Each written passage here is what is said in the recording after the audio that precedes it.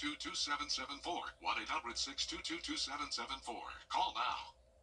The First Alert Team, the best in Georgia. Wounded Warrior Project is proud to partner again this year with Parker's Kitchen to help empower your community's post 9/11 veterans, heroes, and their families. Thank you, Parker's Kitchen, for your commitment. Live from Augusta, you're watching News 12 at 6 o'clock. Good evening and happy Friday. I'm Zayna Halliburton. And I'm Will Rio. You better enjoy this weather while you can, because come Sunday, it'll start to turn for the worst, unfortunately. And we're not ready for that. Your First Alert Chief Meteorologist Riley Hale joining us from the Weather Center with what you need to know come Sunday into Monday, Riley. Yeah, here's the easy breakdown of it, guys. We're going to stay dry today and tomorrow. Looking great to be outside for any Saturday plans you have, but storms will arrive Sunday. Those should not be severe, but we are expecting the risk for severe weather to arrive by Monday. So first alert in effect Monday. We've been talking about it all week. We've had our eye on this signal that is now getting closer and closer towards us. So the new thing today is that we're starting to get a better idea of possible timing with this storm threat. It appears to show up late into the morning, continues into the afternoon. Right now it looks mainly like a damaging straight line wind threat. Cannot rule out a lower end threat for possibly an isolated tornado or large hail. But right now it looks like the signal we're seeing and the wind field across these storms by Monday will most likely favor a straight line wind threat, not really a tornado threat across the area. But you can see the latest from the Storm Prediction Center keeps us in this slight risk, so that has not changed over the last several days and likely won't change for us. If you're stepping out today, we do have a special weather statement in effect for dangerous fire weather, so still do not burn across the area. You can see that Table Rock fire still erupting, a lot of smoke across western North Carolina, and still a couple of controlled burns here on the Georgia side. Please don't burn, folks. We'll have much more on the weekend and that first alert for you in just about 10 minutes. Thanks, Riley. This week, a murder-suicide in North Augusta shocking our community. Authorities say 71-year-old Keith Jones shot his girlfriend, 67-year-old Kathy Heydrich, yesterday morning and then turned the gun on himself at their home on Walnut Court. This is the fifth case in the past 15 months in our area in which 2 lives are lost and families and friends are left without answers. Your Sydney Hood joins us live from the newsroom. While each story is different and we don't know the circumstances surrounding this most recent case, there are local groups working to teach others about the warning signs. There are still questions we are waiting to get answered, and like you mentioned, each case is different, but we wanted to go to the experts who hear these stories every day and get a general, more broad picture into the signs and trends they see when it comes to abuse cases or cases that could eventually turn into abuse. The first step is recognizing the signs. The Cumbie Center in Aiken says recognizing early warning signs of domestic violence, sexual assault, or potential murder-suicide is crucial for timely intervention. Some red flags include a past pattern of physical abuse or the presence of weapons or threats involving weapons. According to Safe Homes of Augusta, it's 500% more likely a victim will get killed if there is a gun in the home. Usually that can result to the murder-suicide. And with that, I think the abuser's thinking, well, if I can't have you, no one can. And so then they kill themselves or kill their partner and then themselves. And when that happens, I always think, what can we do different? Is it a lack of training? Do we need to be out in our community, talking more about this and what those warning signs look like? Do people really need to, do they understand that resources are available for them?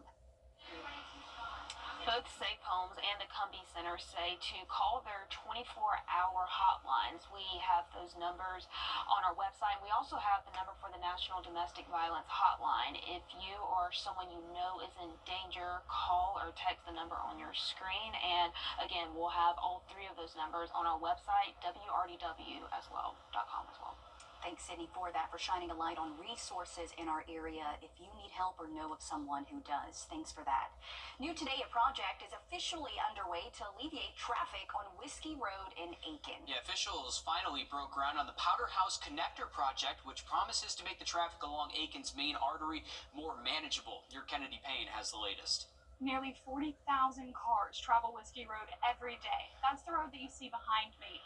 And neighbors say not only can it be a headache to drive, sometimes it's also a safety concern. Factoring in new development along Oak Grove Road, the Powderhouse Connector project is expected to reduce traffic on Whiskey Road by 18%.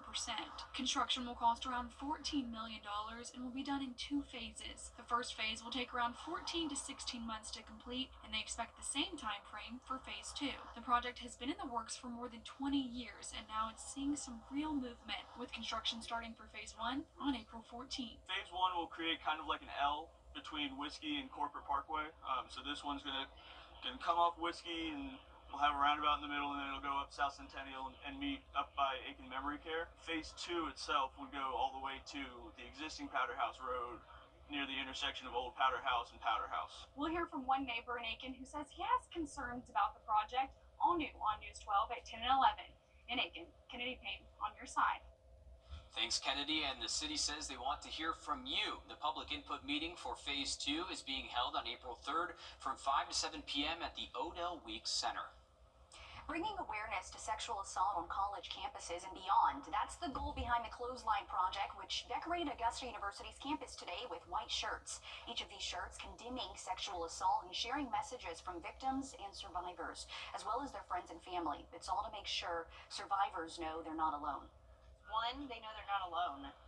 Wow, this isn't just my story. This is someone else's story as well. And also, how to get help, how to get the resource, that there are resources here in our community, here on campus. So that's very important too. The project is not only on AU's main campus, but also at its Somerville campus, Christenberry Fieldhouse, and the Health Sciences campus.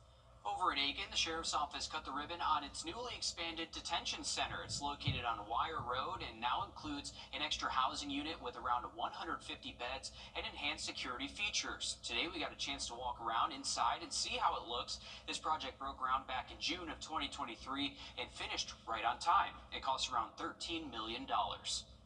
Big news for North Augusta. Fox Creek High School, a charter school near Murphy Village, is building a middle school. It's big news for parents in the area who are looking for alternatives to the public school system. Yeah, especially for students who perform better with smaller class sizes and more one-on-one time with teachers. Wrdw has the latest on the new school.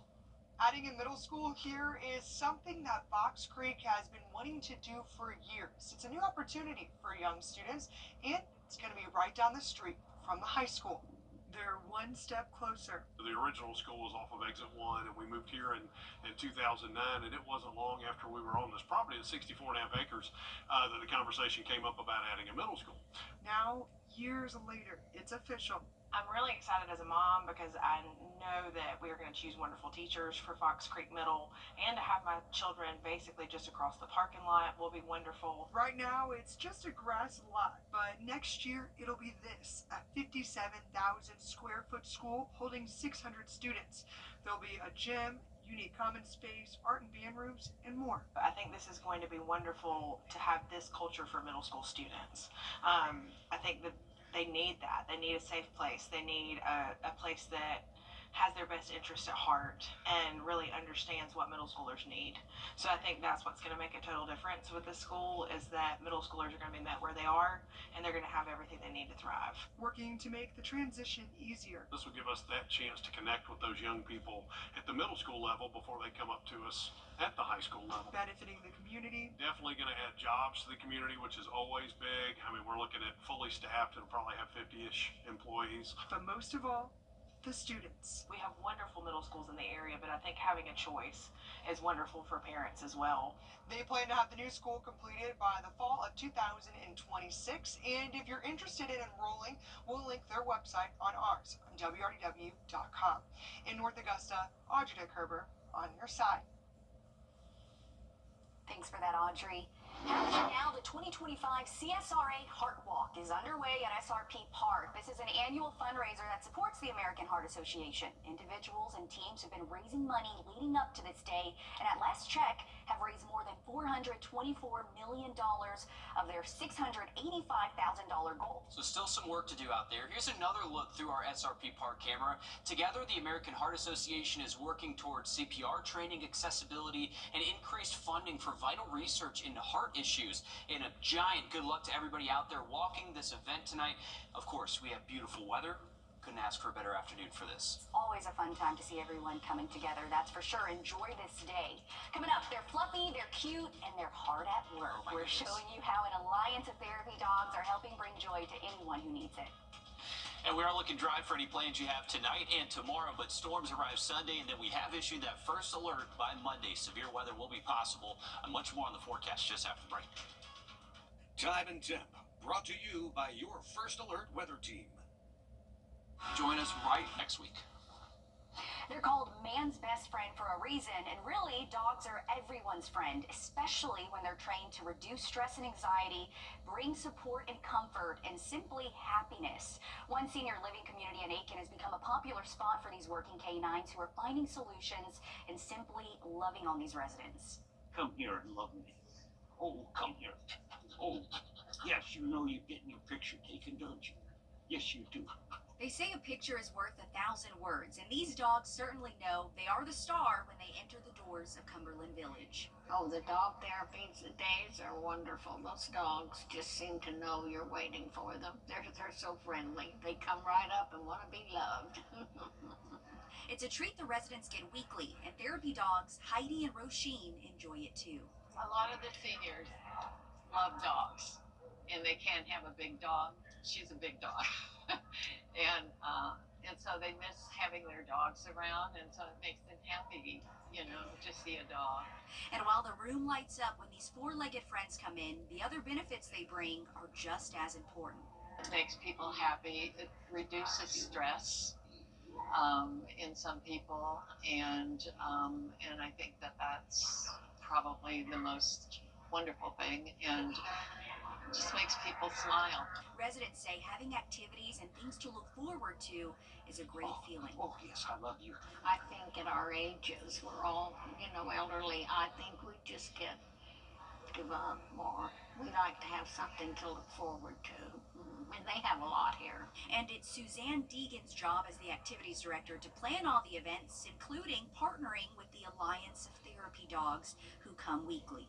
It makes me happy to make them happy. It's the best job, doing things for our residents that they want to do.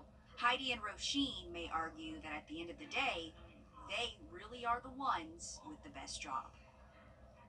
How cute. How can love you not that. smile at something like that? Therapy dogs, really need it. Yeah, can confirm. Dogs make life better. I have 2 of them, so I can agree with that. But yeah, great to see them making a difference. It really does give them something to look forward to, just like they said. It's really great. And they come weekly, and you know what? Now I want to make Remy a therapy dog. Oh, that'd probably be a good idea. You could bring him to work then. I think- Probably. We could use one here at News 12. Look, let's talk to the bosses about that after this. All right Yeah, then. we'll be sure to keep you guys updated, see if we get therapy dog eventually. That's good stuff there.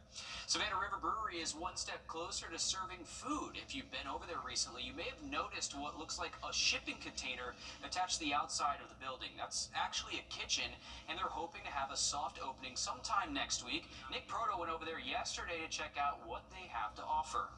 So the menu is still in the works a little bit. We know there's going to be a great smash burger. There's going to be a brat.